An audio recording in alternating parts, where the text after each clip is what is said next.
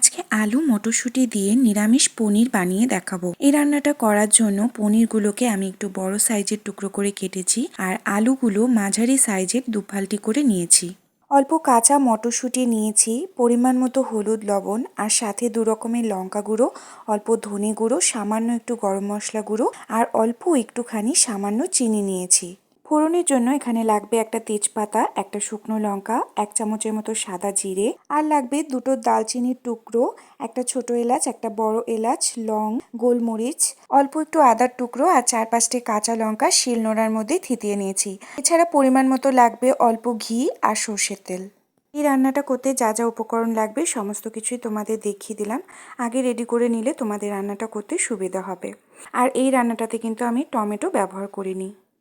তো চলো রান্নাটা শুরু করা যাক। সবার প্রথমে কড়াইয়ে পরিমাণ মতো সর্ষের তেল দিয়ে দিচ্ছি আর সাথে 1 চামচের মতো ঘিও দিয়ে দিচ্ছি। দুটোকে একসাথে মিশিয়ে গরম করে নেব। এরপর এক এক করে আলুর টুকরোগুলো তেলের মধ্যে ছেড়ে দেব।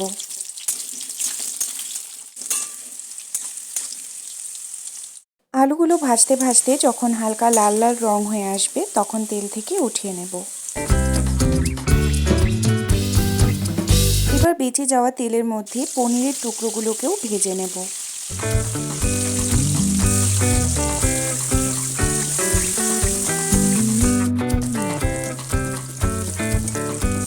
পনিরগুলোও ভাজা হয়ে গেলে তেল থেকে উঠিয়ে নিচ্ছি। বেঁচে যাওয়া তেলের মধ্যে ফোড়নে যা যা উপকরণ দেখিয়েছিলাম সব কিছুই দিয়ে দিচ্ছি। এগুলোকেও খুব ভালো মতো ভেজে নেব কিছুক্ষণ। মোটামুটি ফোড়নের জিনিসগুলো ভাজা হয়ে গেলে বাকি যে থালাটা দেখিয়েছিলাম মটরশুঁটি আর মশলাগুলো, হলুদ লবণ, এগুলোও আমি দিয়ে দিচ্ছি একসাথে। সমস্ত কিছু ভাজতে থাকবো আর কড়াই যেন লেগে না যায় তার জন্য সামান্য একটু জল দিয়ে দিলাম।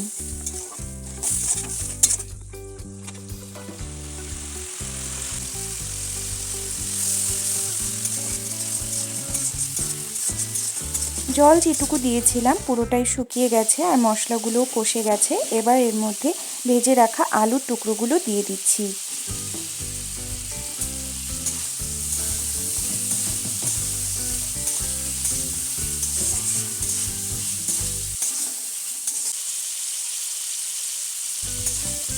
মশলার সাথে ভালোভাবে আলুগুলোকে মিশিয়ে নেব আর এর মধ্যে এবার দিয়ে দেব পরিমাণ মতো জল।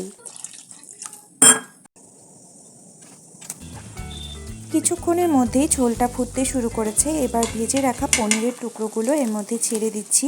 এতে করে লবণ ও মশলাগুলো পনিরের ভেতরে ঢুকে যাবে। আর আমি একটু জল বেশি পরিমাণেই দিলাম কারণ আলুগুলো সেদ্ধ হতে সময় লাগবে।